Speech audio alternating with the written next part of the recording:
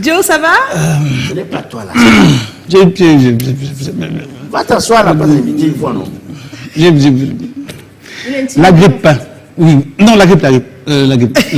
Donc, on reçoit Yolande, Bodjon.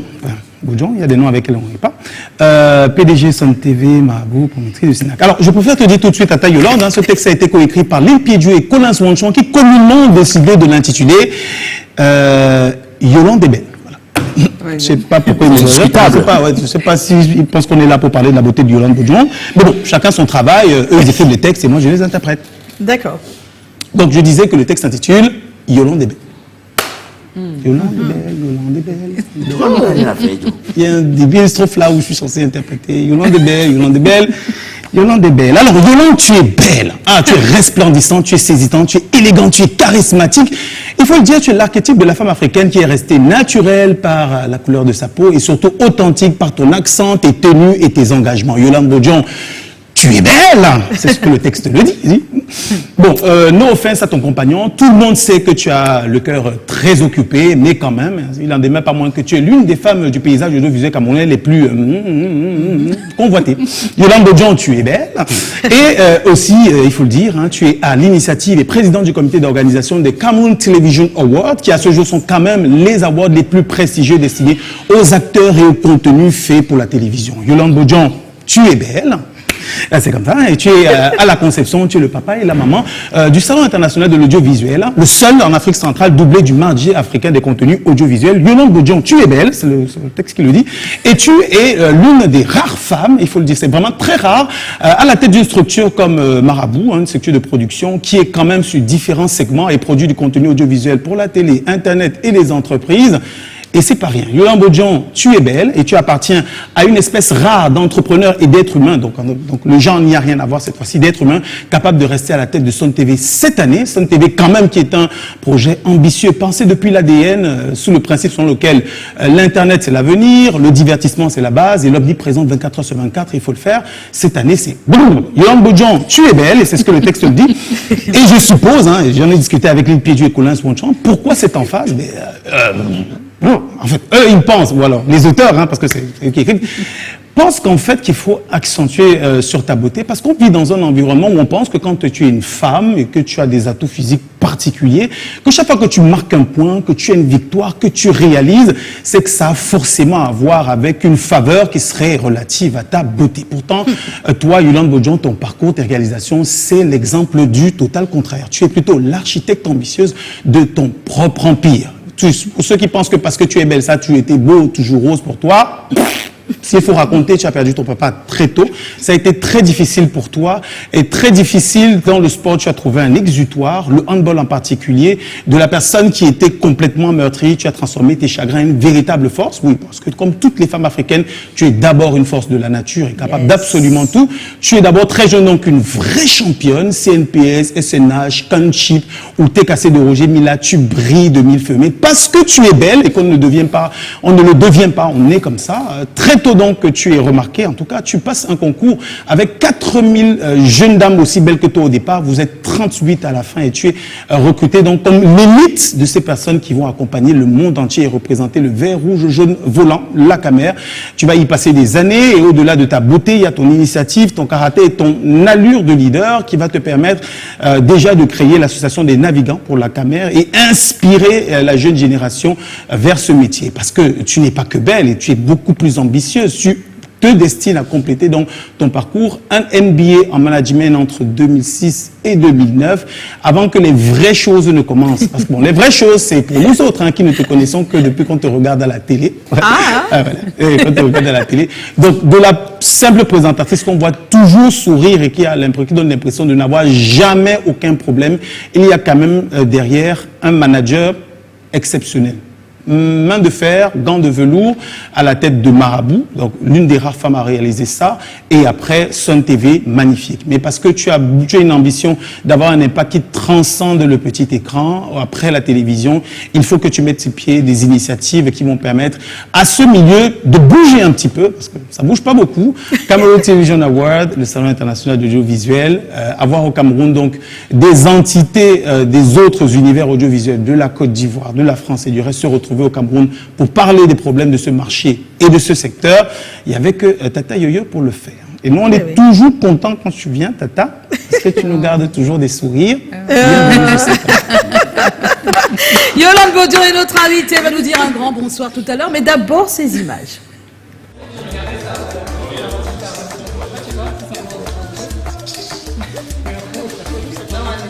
Vous arrivez?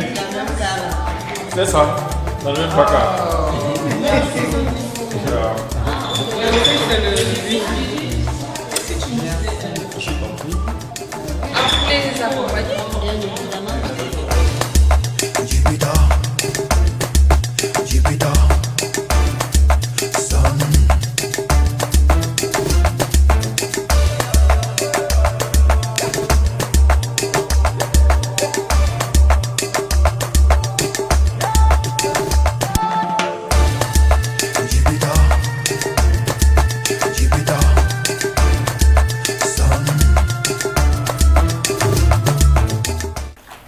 Monsieur le ministre, Mesdames, Messieurs, le Sénat 24, dont le thème est audiovisuel africain, économie numérique, quelles opportunités de croissance, met au centre des échanges une problématique plus que d'actualité avec les évolutions technologiques qui vont à une vitesse exponentielle. La puissance du numérique et l'intelligence artificielle qui gagnent du terrain, l'Afrique audiovisuelle ne doit pas rater le train et il faut s'adapter et capitaliser cette nouvelle source de revenus. Merci à vous ainsi qu'à vos collaborateurs dont la disponibilité, le professionnalisme sont à saluer. Vous n'applaudissez pas, vous m'étonnez, hein? Monsieur le représentant des boissons du Cameroun, il y a un applaudissement qui va sortir tout de suite. Madame Aminata Diallo, présidente fondatrice de l'Association mondiale actrices culturelles ensemble ACE Monde. Mesdames, Messieurs les directeurs généraux, vous êtes tous là, applaudissez aussi. Permettez-moi donc de m'arrêter et vous prier d'applaudir les hommes et les femmes de la télévision camerounaise, mais également de tous les médias qui, malgré le contexte très difficile, continuent de retrousser leurs manches, comme l'avait demandé quelqu'un. Suivez mon regard. Je suis l'enfant de quelqu'un, je suis le frère de quelqu'un. Est-ce qu'il a pensé un peu à tout ce que ça pouvait détruire derrière? Moi, je suis détruit, je ne suis plus la même personne aujourd'hui. Je ne peux plus rire avec tout le monde. Je ne sors plus, même aujourd'hui. Même si tu ne sors plus, ça reste que tu es une belle personne. Ça reste que tu es une très belle personne, nous on t'adore.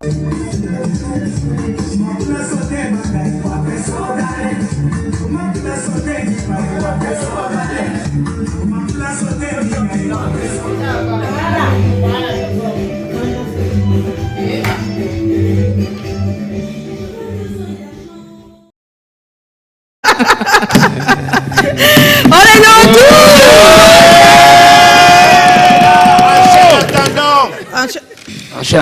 Yolande Bodian, bonsoir. Mais bonsoir Joyce, bonsoir à tous et merci de m'accueillir. Ben oui, attends, ça fait du bien.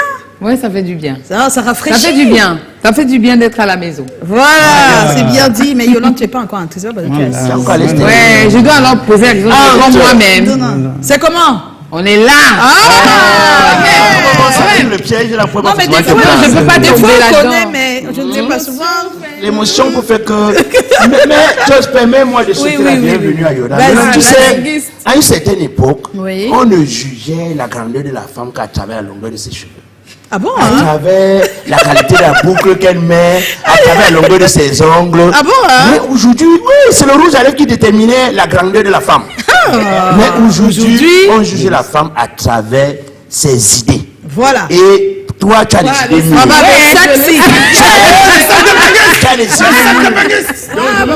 Tu t'es battu. Oui, tu t'es battu. Une femme qui ne fait que nous produire des idées mûres, il faut lui offrir quelque chose de mûr. Oui, et c'est quoi? La banane.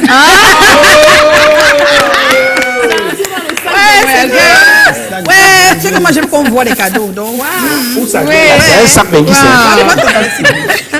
Voilà, une belle main. Ça reste dans le décor, hein. Ça Une très belle main. Voilà, merci beaucoup. C'est moi qui dis merci. Merci beaucoup. Merci à Joe. Elle a mûri comme la banane, non? Merci beaucoup. Je suis touchée. Et puis vous êtes entendu avec la couleur de banane. Toi, Joe. Hein? Non, mais j'ai toujours apprécié son génie. J'ai toujours dit que Joe, c'est un génie. Et il a pris un peu les jours. Oui, depuis un moment. J'ai même demandé aux ressources humaines de baisser son salaire. Mais c'est très bien. Mais c'est bien. Merci. Joe, ça va? Ça va? C'est toi qui as la première question. J'ai la première question. La première question. Donc la première question c'est, j'espère que tu réalises quand même Tata Yolande parce que tu es trop génial à la télé. Trop génial à la télé. Ah bon? Trop génial à la télé. question, bien une autre. Oui, mais tellement génial qu'on a envie de se demander, mais c'était quoi ton rapport toute petite? J'ai l'impression que tu ne vivais que pour la télé quand tu étais petite. Tu regardais tout ce qu'il y avait à la télé. Non, pas forcément.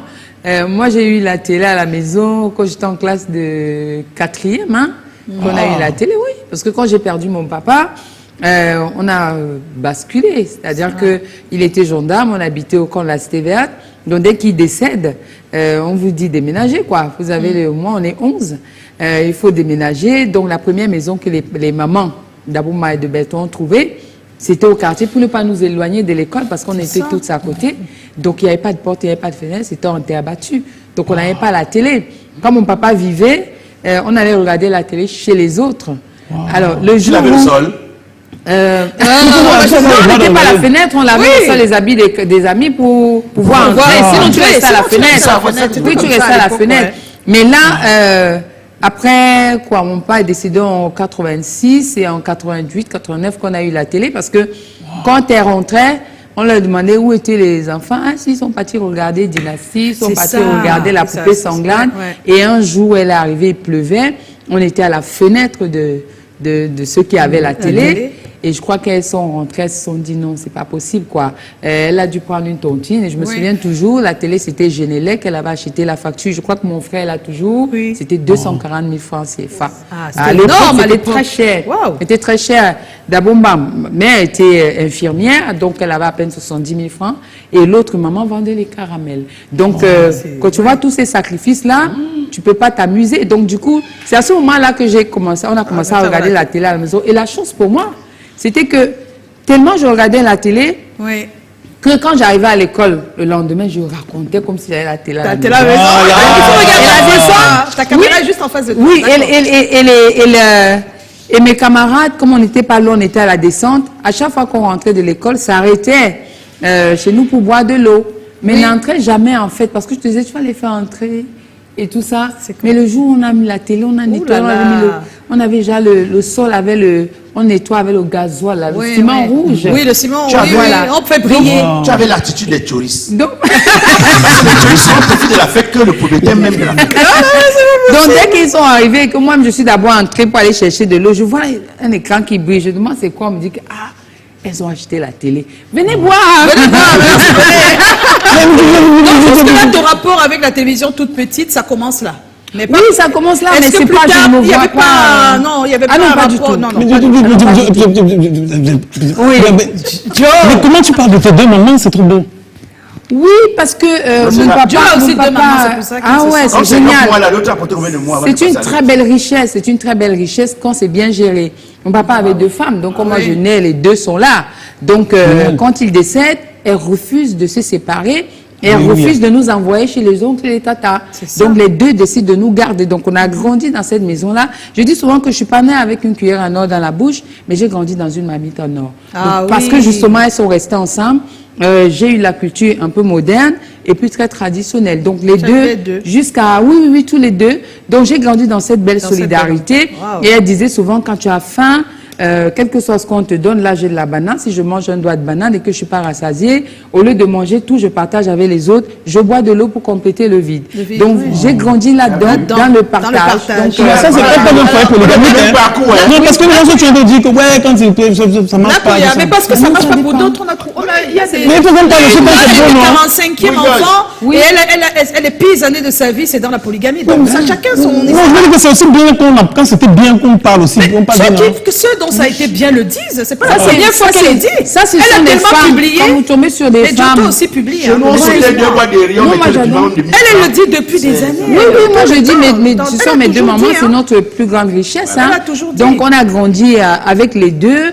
On les a jamais vus se chamailler. Peut-être qu'elles se chamaillaient derrière, mais je crois que le départ de mon papa de manière brutale, accident de la circulation, et même quand il était là, j'ai jamais vu mes parents bagarrer, j'ai jamais vu les mamans se bagarrer. Mais je pense que mon papa a sémé une très bonne graine. En fait, c'est l'homme qui doit gérer. Voilà. Quand ça marche Parce pas, qu'en c'est à cause réalité, de l'homme. c'était organisé tel que là où on était à la Cité Verte, chaque maman avait sa caisse. Et elle travaillait pendant une semaine. Donc, tu as ta semaine de cuisine. Quand tu as fini, tu ranges tes affaires. L'autre prend. Et tu es obligé de servir ta Moi, j'avais envie de et poser tout la ça. question, accepterais-tu la polygamie aujourd'hui? Mais ce n'est pas la question. Non, merci. Alors,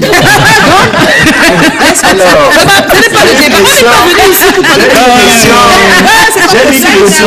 Alors, il y en a une question d'utilité Public. Yaoundé te regarde. Il faut savoir que ce que tu vas donner comme réponse, la vie, la nation en dépend. Alors, adolescente, tu es sportive et tu évolues dans le domaine du handball. Oui. Et il faut dire que vraiment, tu gravis des échelons. Sauf que, à cause de l'injustice et du harcèlement, mon Dieu, tu vas tout arrêter. Qu'est-ce qui s'est réellement passé? Alors, moi, je raconte toujours tout parce que j'estime que ce que j'ai vécu peut inspirer ou aider. Voilà. Alors, vous savez que le sport, c'est un milieu compliqué.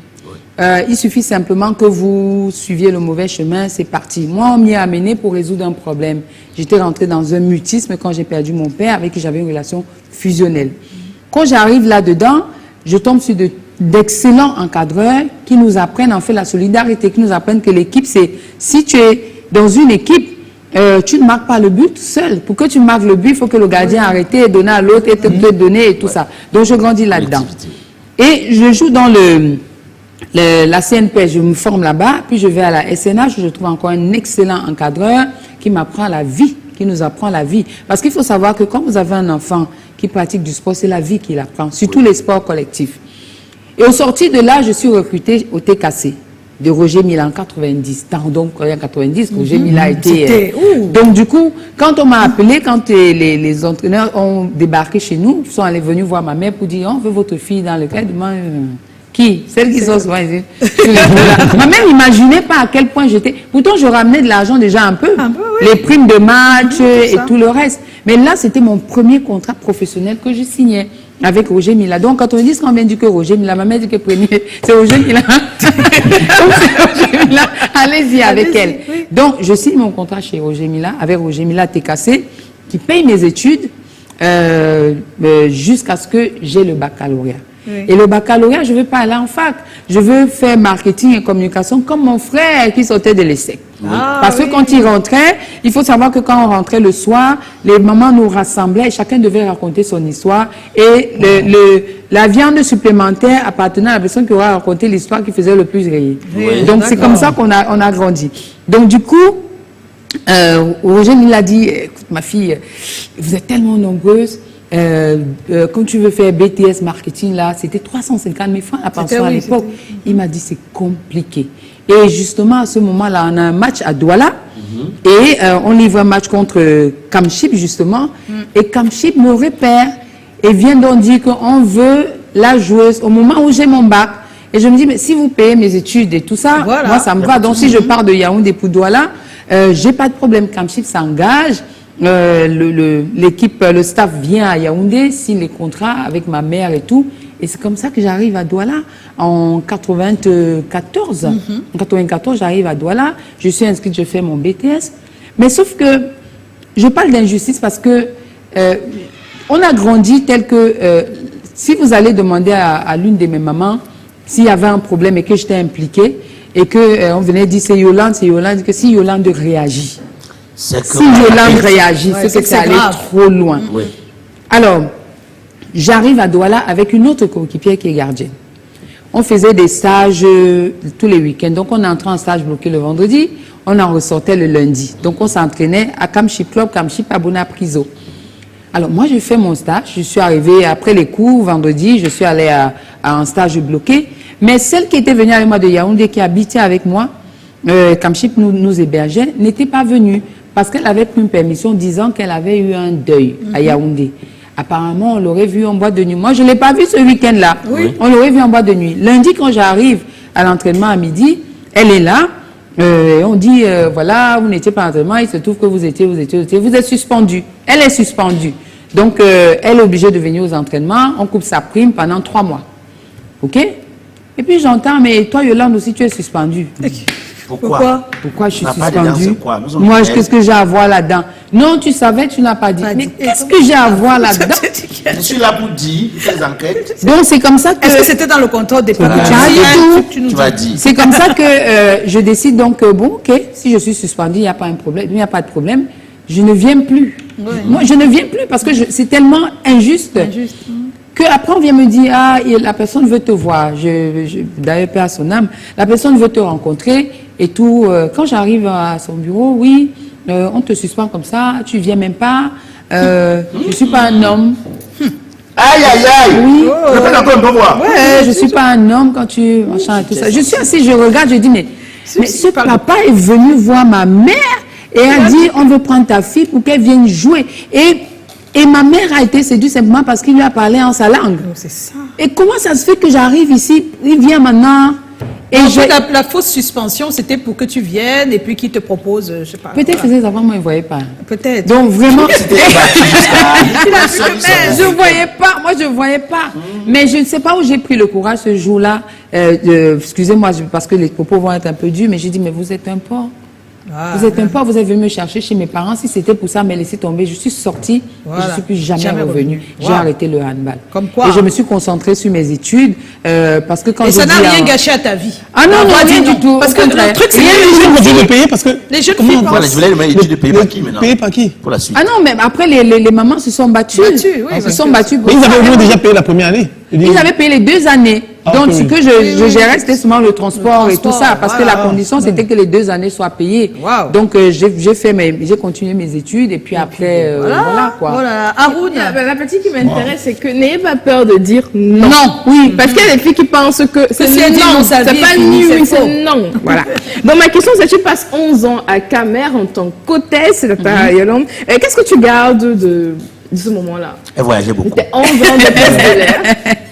Ben, je dois dire que je garde de très beaux souvenirs, mais je dis surtout merci parce que ça m'a permis de connaître la vraie vie. La vraie vie, c'est tout ce monde que tu rencontres tous les jours. Ce sont des gens qui entrent dans l'avion à qui tu dis bonjour et qui se mettent à pleurer. Et tu te retrouves à là un deuil où tu connais personne. Ce sont ces gens que tu vois entrer en marchant et que tu ramènes en soute. La plus grosse image, les 2 images qui me reviennent à chaque fois, c'est Tom Yoms, perd son âme. Le jour où il partait, c'était son dernier voyage. J'étais sur l'avion, il se tordait de douleur. C'est le retour de Marc-Vivien Fouet. Oui, parce que quand il décède, je fais partie de l'équipage qui doit aller à Lyon le récupérer. Et de voir, étant assise dans l'avion, le cercueil sur le tarmac, le drapeau et la pluie qui tombe. Ce sont des choses qui vous font relativiser la vie. Vous pouvez comprendre pourquoi je prends la vie comme elle est. Et il n'y a pas de raison, vraiment. Et puis, j'ai eu une belle naissance dans l'avion aussi. C'est pas que triste. Ah, oui. Un bébé qui est né dans l'avion. Oui, il y a une dame qui a accouché dans l'avion et puis voilà. Donc, mais ce sont de très beaux moments, voilà. Et puis de très belles richesses parce que vous rencontrez beaucoup de cultures. Voilà. Entre-temps, ta première boîte audiovisuelle née, c'est Option. D'où est partie l'idée et la volonté de t'investir dans l'audiovisuel? Quand vous êtes hôtesse de l'air, quand vous êtes consciente, vous êtes hôtesse de l'air consciente, une fois que vous avez fait une rotation, c'est-à-dire vous avez fait un vol, pour vous reposer, vous n'avez que la télé devant vous. Donc je mangeais la télé. Et je me suis accrochée à Jean-Luc Delarue, qui avait des programmes qui, moi, me parlaient, parce que ça touchait à l'humain, voir les gens se raconter et tout ça. Et puis, je l'ai rencontré à l'aéroport à Roissy un jour. J'ai couru, j'ai laissé mon trolley et tout ça, j'ai couru. Et je lui ai dit vraiment, j'adore tellement ce qu'il fait, qu'on m'a donné un numéro de téléphone, qui était en fait le numéro pour assister dans le public. Donc, c'est comme ça qu'à chaque fois que je partais à Paris, j'allais dans les coulisses. Et au fur et à mesure, j'ai commencé à rentrer là-dedans.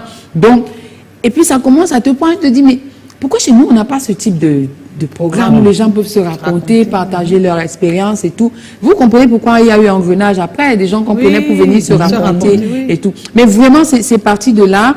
Et j'ai eu la chance de tomber sur quelqu'un qui est exceptionnel aussi, parce que je me souviens quand j'ai pensé le projet, je suis venue rencontrer, j'ai d'abord vu Joyce pour Engrenage. Elle m'a dit, ouais, ça peut, oui. Après, je suis allée voir M. Rifoto, qui m'a dit, oui, c'est très bien. Après, M. Chatué, qui m'a dit, non, c'est très bien, essaye. Voilà, en fait, en réalité, les gens qui m'ont poussé là-dedans.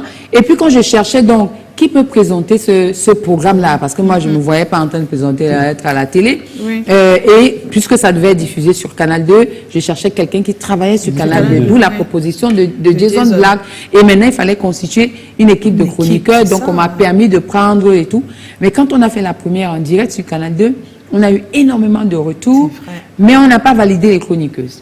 C'est ça. Donc, il fallait encore chercher les chroniqueuses. Je reviens voir Eric Foto qui me dit, il ne faut pas déranger les gens. Va t'asseoir là-bas, tu parles. Voilà comment il m'a tenu le propos. Va t'asseoir là-bas, tu parles. Tu vas voir que tu penses que l'animation là, c'est quoi et tout. Et c'est comme ça que je me suis retrouvée à la télé. Donc, je n'avais pas prévu. Donc, tu dois ça, Eric Foto. D'une certaine façon. D'une certaine façon. Oui, je le dis toujours, je l'ai toujours dit. Je l'ai toujours dit. Et tu lui payes les droits d'auteur. Oui, je paye. Alors, ma question. Marabout arrive quelques années plus tard. Tu as sauté. Ça, c'est pas moi. Non. Donc, alors, tu fais tes premières années de télévision, le programme que tu proposes, Engrenage, est innovant. Quelles sont les difficultés que tu rencontres à cette époque? Tu as déjà parlé d'une partie avec les chroniqueuses, mais ce n'est pas le plus gros problème, ça. Le plus gros problème, en fait, qui était, je ne sais pas me passer. Après, ce n'est plus un problème. Donc, c'est pour ça que ce n'est plus un problème, voilà. Parce que les reportages, on allait faire les reportages. Je me suis retrouvée un jour à aller faire le reportage du cardinal Christian Toumi à Kikaikilaki là-bas. Seigneur Kikaikilaki. Oui. Autant c'était le plus beau reportage de ma vie, autant la galère, on a fait 5 jours pour arriver là où les gens font 4, 5 heures. La voiture est tombée en panne. Il y a eu ça, il y a ça. Mais c'était un beau voyage parce que au fur et à mesure que la voiture tombait en panne, tu tombais sur un reportage. Tu vois une petite fille qui est en train d'enlever les chics. Tu dis que non, ça c'est un reportage. Tu vois, c'était bien. Mais à un moment donné, nous sommes tombés en panne sur une falaise. Il s'est mis à pleuvoir et il y avait le vent et tout ça. Il restait, je crois, 1% de batterie. Il était déjà peut-être 22 heures. Le cardinal, lui, c'était déjà avancé, lui, il a une voiture qui... Donc, du coup, nous, on était là. Le vent et tout ça. Qu'est-ce que tu fais ici? L'avion là-bas, tu n'es pas tombé. Tout le monde va choisir notre métier. Tu viens faire quoi ici? Et je ne peux pas dire les voies du Seigneur sont insondables. Par quelle magie, à un moment donné, il y a eu une petite barre de réseau. Appel lancé, le cardinal a pris. J'étais avec une ancienne camarade qui s'appelle Sylvie Gadem, qui nous avait fait le lien avec le cardinal. Il a décroché. Il demande, mais vous êtes où, mes enfants? Nous sommes quelque part. On ne sait pas, on est là. On ne sait pas. Oui. Il a envoyé son chauffeur qui est venu nous récupérer pour nous amener ensuite. Mais c'est bien, nous on adore les anecdotes. Mais tu prends pas d'argent, pourquoi? Alors que les programmes télé coûtent cher. C'est pas de ça que ça va arriver, Joe, ça va arriver. Oui. Marabout arrive quelques années plus tard avec la création des programmes, voilà, une vive effervescence. Mais qu'est-ce qui pour toi reste un blocage dans le domaine de la production locale? Alors pour moi, dans tout ce qu'on peut faire dans la vie, le blocage c'est de penser qu'on ne peut pas. Pour moi, c'est de penser qu'on ne peut pas. C'est de voir la barrière alors qu'on n'a même pas commencé. Mais est-ce qu'on a les collaborateurs qu'il faut souvent? Parce on ne peut pas avoir, c'est pas possible d'avoir. Il dit souvent, est-ce qu'on a les collaborateurs qu'il faut? C'est impossible d'avoir du 100%, c'est impossible. Tu peux pas. Si tu en as 2 sur 10, dis d'abord merci à Dieu. Tu commences avec cela et au fur et à mesure, les 2 vont remplacer les autres parce que tu vas développer leur qualité. Ça va te réduire ce que les autres ne peuvent pas t'apporter. Mais il ne faut pas avoir peur de faire avec 2 là où on te demande 10. Parce qu'il vaut mieux avoir 2 personnes qui comprennent ta vision, qui t'accompagnent, plutôt que 10 qui viennent te perturber. Donc, blocage, moi je pense qu'il y a les entreprises, est-ce que ça, ils accompagnent? Non, les blocages des maisons de production locales en général. Ça, c'est autre chose. Hein. C'est-à-dire qu'il y a la partie ressources humaines, il y a la partie annonceurs. Ça, je pense que tout le monde vit ça. Parce que après, les entreprises ont leur choix. Raison aussi. Les entreprises ont leur raison. Mais parfois, c'est un peu à tête chercheuse. Il faut connaître quelqu'un qui connaît quelqu'un. Ou parfois, même tu arrives quelque part, on apprécie tout. Hein. Tu es déjà sûr que c'est bon. C'est bon. Tu te lances même et tout. Et après, quand tu rappelles, on ne prend plus. Tu dis, la personne qui a changé de numéro. Mais tu t'arrêtes pas. Tu revois tes ambitions et tu pars plus petit au lieu d'aller plus haut. Et c'est comme ça que ça te permet. Il ne faut pas avoir honte de recommencer. Il ne faut pas avoir peur de recommencer. À la suite logique, c'est la chaîne de télé Sun TV qui voit le jour. Première chaîne spécialisée dans le divertissement en plus. Pourquoi? Parce que moi j'ai grandi dans le divertissement et ça m'a fait du bien. On est ici, les gens qui sont en train de regarder sont contents de regarder. Mais écoutez, la vie est trop... On ne peut pas penser tout le temps noir. Il y a toujours une petite lumière. Quand vous avez l'occasion de sourire, même si c'est 2 secondes, souriez à la vie.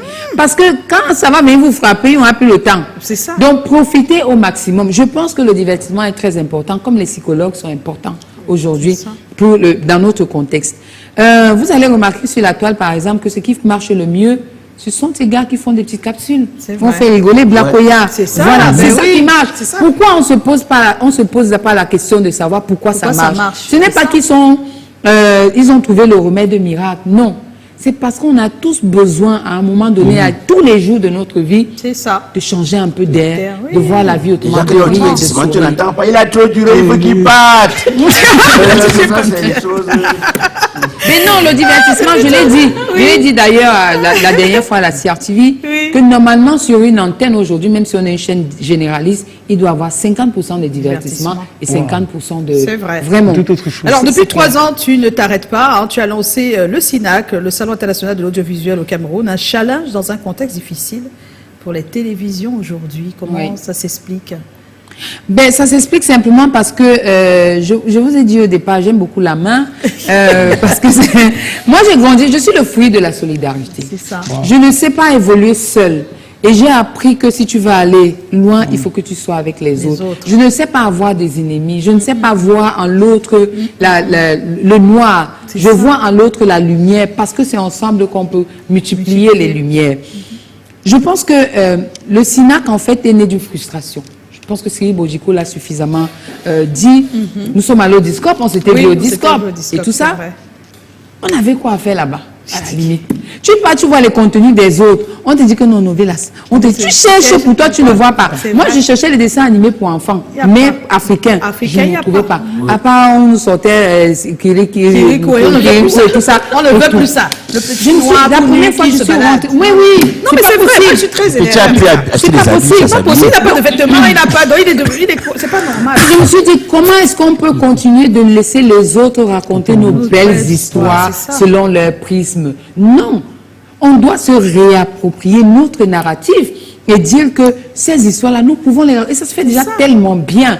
Regardez Ebenezer Kepombia et tous les autres producteurs aujourd'hui. Ça marche pourquoi? Parce que nous racontons nos histoires, parce que c'est nous qui les vivons, ce ne sont pas les autres qui prennent nos histoires et vont les travestir pour ensuite venir nous les imposer.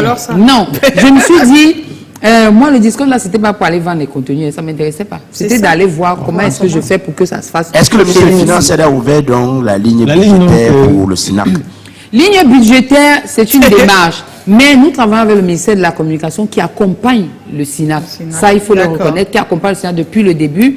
Parce que quand nous avons présenté ce projet qui mettait ensemble les professionnels de l'audiovisuel, ils ont acheté le projet. Et vous savez que quand on va dans les autres salons, on paye. Tu payes ton badge. C'est vrai. Tu payes le badge. Donc, ce qu'on a dit au ministre, c'est que ça va être compliqué pour les professionnels de l'audiovisuel camerounais de payer les badges, payer le transport, machin, tout ça, c'est compliqué. Mais nous pouvons organiser un événement qui permet que ça se fasse, les entrées soient gratuites au Cameroun et qu'on fasse venir les autres chez nous et que chacun puisse en profiter. C'est simplement pour ça que cet événement a été lancé et je pense que ça permet aujourd'hui à beaucoup de trouver des contacts, comme on a eu des partenaires au-dessus les deux dernières éditions. Alors, du 24 avril au 1er mai, qu'est-ce qui est prévu?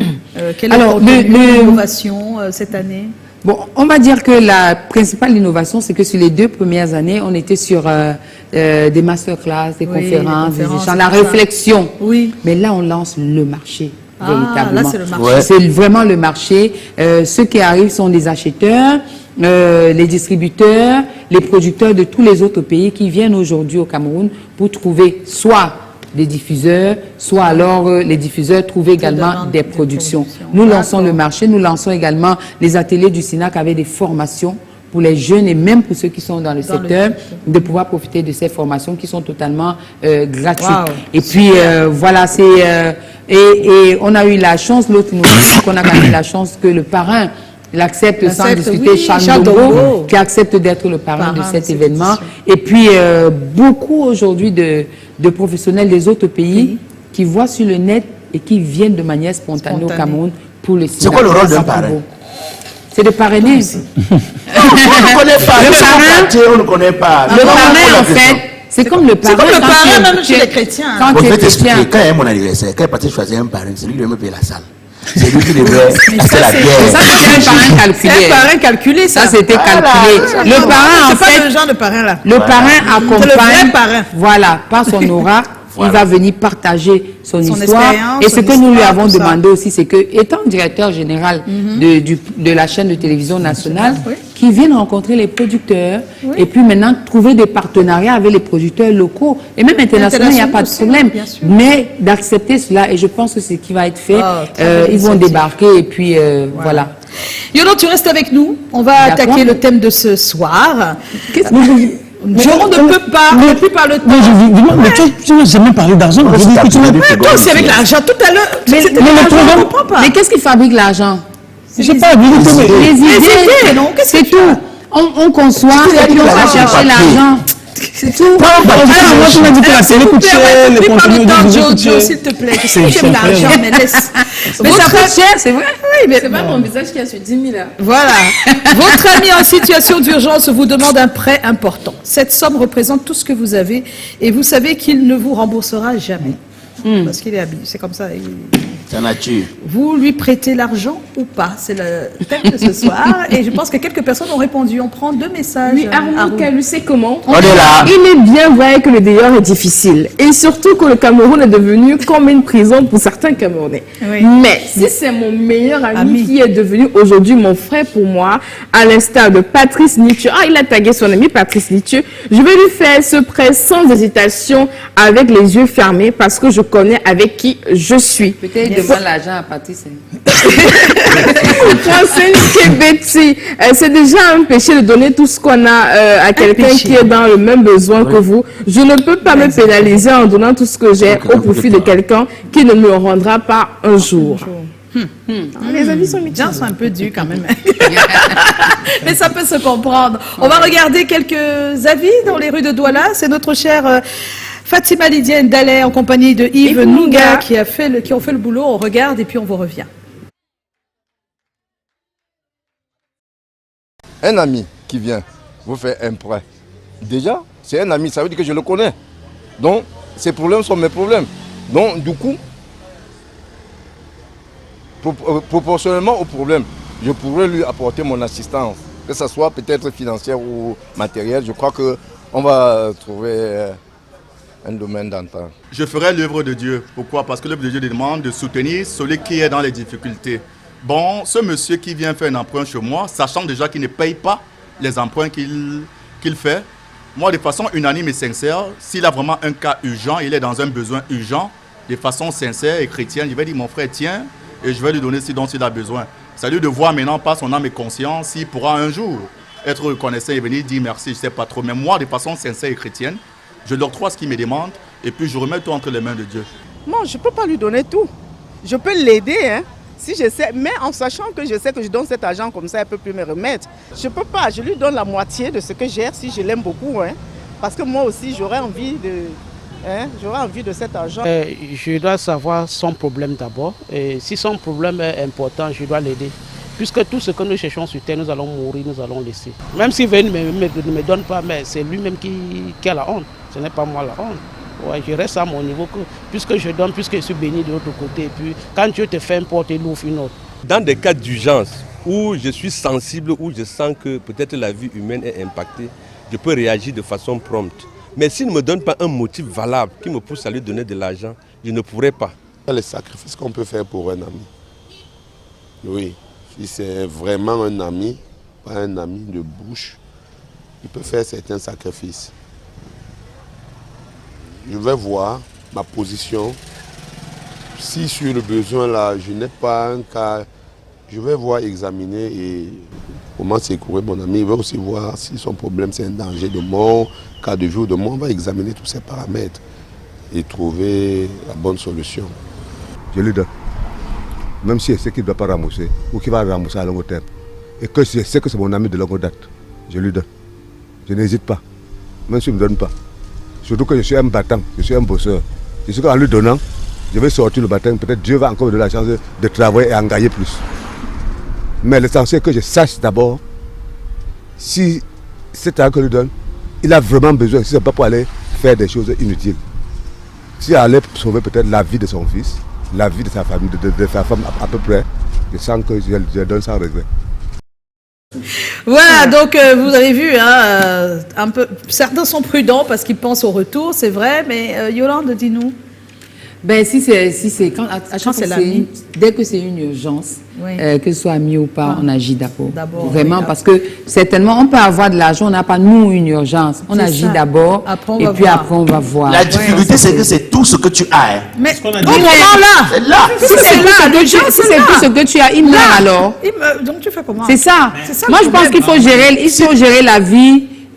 Au cas par cas. Si c'est qui devait mourir, même si tu donnes la vie, va tout mourir. Non, on ne sait pas. On n'est pas Dieu. Moi, je gère ma vie au cas par cas. C'est-à-dire que si j'ai un problème ici, je le résous d'abord. Le temps que l'autre arrive, je cherche maintenant la solution pour l'autre. Tu peux pas garder quelqu'un s'en va. Oui, c'est ça. C'est le problème de l'autre n'est pas. On va écouter Maurice Somo, s'il vous plaît, le psychosociologue. Peut-être qu'avec ça, on aura moins de divergences. D'accord? Auquel vous faites allusion peut revêtir plusieurs connotations. Le prêt d'argent peut symboliser simplement une affaire, comme on dit souvent. C'est-à-dire que vous donnez de l'argent à quelqu'un sachant qu'il va vous rembourser.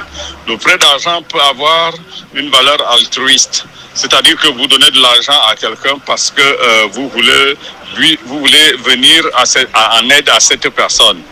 Et dans l'espoir que il réussisse par rapport à cela. Et dans l'un ou l'autre cas, il y a toujours un problème de confiance sous-jacent.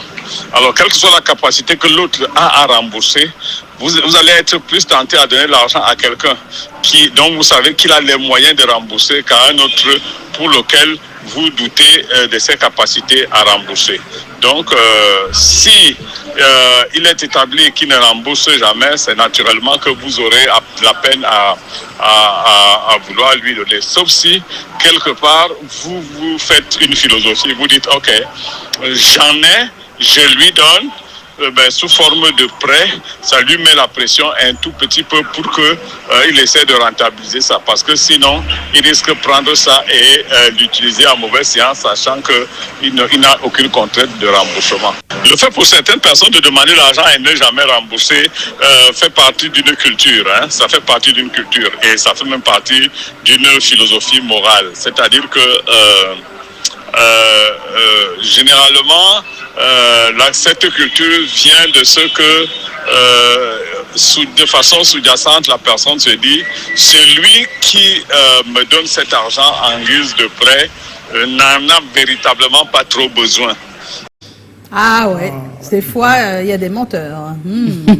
Ils jouent sur ton côté trop gentil pour te soutirer de l'argent. Mais c'est un ami des fois et c'est à vous de lui dire attention mon gars. On a le sondage, tout le monde prête de l'argent. Oui, ils disent qu'ils prêtent même comme ils donnent quand même d'abord. Voilà. Donc la raison c'est je ne vais pas lui prêter, je vais lui donner. Si ce geste peut lui sauver la vie, je n'hésiterai pas une seconde. Même s'il ne rembourse pas, je saurai que j'ai fait ma part. Et quand on donne avec le cœur, on ne regrette pas. Le plus important, c'est qu'il sache qu'il peut compter sur moi. C'est dans ce genre de moment qu'on mesure la vraie valeur d'une amitié. Et même si je ne peux pas lui donner, je vais l'aider avec la moitié. La moitié, ben oui, pourquoi pas. Hein. Merci Haroun, merci à Fatima, merci à Yves Nougat. On va tout de suite recevoir une deuxième personne, une gagnante, une vainqueur. C'est la vainqueur Music Star 2024. Elle s'appelle Sakwe. Bonsoir Sakwe. Bonsoir. Ah, ça fait plaisir. Hein. Ouais. Tu peux rentrer avec une note. Hein. Pourquoi pas? Juste quelques secondes. Non, on ne peut plus rien changer aux choses passées. Il faut vivre avec mais toujours avancer. J'aurais dû, je n'ai pas pu, c'est passé. C'est passé. Bravo! Sakwe, vainqueur Music Star 2024, tu as remporté la 34e édition du concours Music Star. Que retiens-tu de cette aventure? Cette aventure, elle était magnifique, elle était coriace. Oui. Et la détermination. La détermination et la foi. La foi. Oui. Donc, tu sentais il faut... depuis le début que tu pouvais gagner? Ou tu avais foi en ce que... Qu'est-ce qui s'est passé? Je vais vous expliquer un peu. Lorsque je compétissais, en fait, mon objectif, c'était d'être finaliste. Ah, juste finaliste. Voilà. Parce que quand tu es finaliste, quand même, tu ne rentres pas à bredouille. Déjà que c'était pas la première fois. C'était la deuxième fois. Donc, la première fois, j'étais 4e. Donc, je suis venue, bon, ok, on ne sait pas, il faut quand même viser, il faut être parmi les 5 premiers. Et c'est comme ça qu'au fur et à mesure que la compétition avançait, et au fur et à mesure qu'elle avançait, et qu'on arrivait à l'étape de la finale, lorsque j'ai écouté les compositions des autres candidats face à la mienne, c'est à ce moment que j'ai commencé à dire ok. C'est à ce moment. Quelques mois après ta victoire, tu sors un EP de 3 titres qui est produit par la marque Musique des Boissons de Cameroun. Présente-nous ce projet. Alors, c'est Évidence, c'est ça? Oui. Évidence. Évidence, oui. Cet EP, c'est Évidence. C'est un EP de 3 titres. Vous avez Le Meilleur, vous avez Mema, qui est un hommage à toutes les mamans, et vous avez Marathon. Et à titre de rappel, Le Meilleur et Maman sont des titres purement live. Et Marathon, on l'a enregistré en live. Oui, en live. Wow. Et Marathon, il est urbain. Oui. Joe? Et justement, le titre Meilleur est mis en avant dans cette EP. Pourquoi ce choix et de quoi parle la chanson? Le Meilleur est mis en avant parce que c'est le meilleur qui me permet d'être... Meilleur, qui me permet d'être la vainqueur. Et meilleur parce que, en fait, ça raconte mon histoire avec la musique. Ça raconte mon histoire avec la musique, toutes les difficultés que j'ai eu à rencontrer, les mots de découragement, les frustrations, les privations. Malgré tout ça, j'ai quand même dit... C'est dur, non? C'est la marque Musique qui t'a permis de, bien sûr. de sortir de ce trou un peu noir qui a été ton parcours. Oui, c'est bien. Mais Sakwe, merci. On attend impatiemment que l'EP prenne... toutes les oreilles, pourquoi pas? Oui. On croise les doigts? On croise les doigts. Meilleur, c'est le titre que tu mets devant, mais après, ce sera les 2 autres. Oui, bien sûr. D'accord. Merci, Sakwe. Merci. Bon, ok. En passant, on n'a pas demandé, on peut écouter l'EP. Vous pouvez écouter l'EP en question. On peut l'écouter. L'EP, en fait, où vous pouvez avoir accès. Toutes les plateformes. C'est déjà sur les plateformes? C'est déjà disponible? Oui, c'est déjà disponible. D'accord. Et on peut même regarder. Donc voilà, on va sortir avec ça. Merci, Sakwe. Merci.